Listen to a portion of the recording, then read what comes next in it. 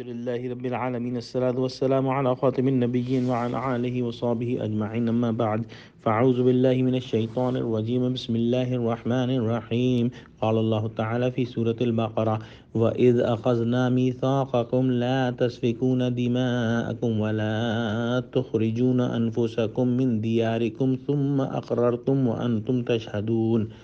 Translation. And when we took a pledge covenant from you that you should not shed blood of your people and do not expel your own people from their homeland, that you confirmed the promise and you were yourself witness to it. In these ayats, an extremely important topic of obeying all the commandments of Allah and not picking some commandments to follow and some commandments to reject is a very dangerous behavior and which results in extreme punishment and what Jews did. So to understand these ayahs, we have to understand the different tribes of Medina Munawwara. At the time of Islam, propagation of Islam and Prophet Muhammad sallallahu alaihi wasallam, there were three Jew tribes in Medina, and they were Banu Nazir, Banu Quraiza, and Banu Qainqa. These are the three tribes of Jews in Medina, and there were two tribes of the polytheists or mushrikeen in Medina. One was Aus and the other was Khazraj.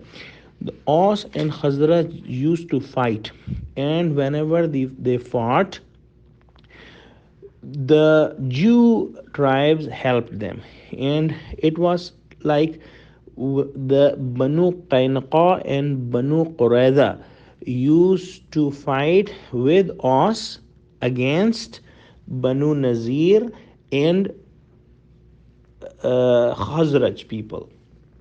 So there were people, there were two polytheist tribes fighting, and with them some of the Jews were fighting against the Jews with these tribes. So there were many deaths of the Jews, and there were some Jews that were taken as prisoners. Now after the fight was over, and the prisoners come, all the Jews of the three tribes would spend money to free those Jew slaves, and they used to say that it is ordered in Torah, that's why we are doing it. However, in the Torah it was written that they should not shed blood of Bani Israel and other Jews, and they should not expel them from their homeland. So they took just one commandment from Torah, that they are spending money to free them, but in the beginning they were fighting against each other, and they were expelling other Jews from their homeland, and they did not follow this commandment of Torah. So in the next ayah, Allah subhanahu wa ta'ala says, ثم أنتم هؤلاء تقتلون أنفسكم وتخرجون فريقا منكم من ديارهم. Yet you are those who kill one another and expel tribes of your people from their homes. تظاهرون عليهم بالإثم والعدوان, helping one another against them in aggression and sins.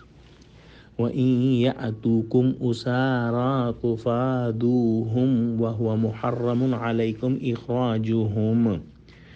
And if they come to you as captives of war prisoners, you charge them ransom, although their expulsion itself was unlawful for you.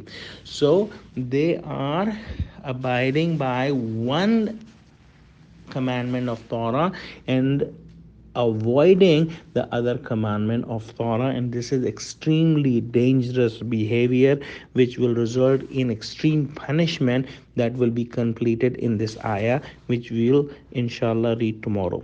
Wa akhiru da'wana alhamdulillahi rabbil alameen. Wassalamu alaikum wa rahmatullahi wa barakatuhu.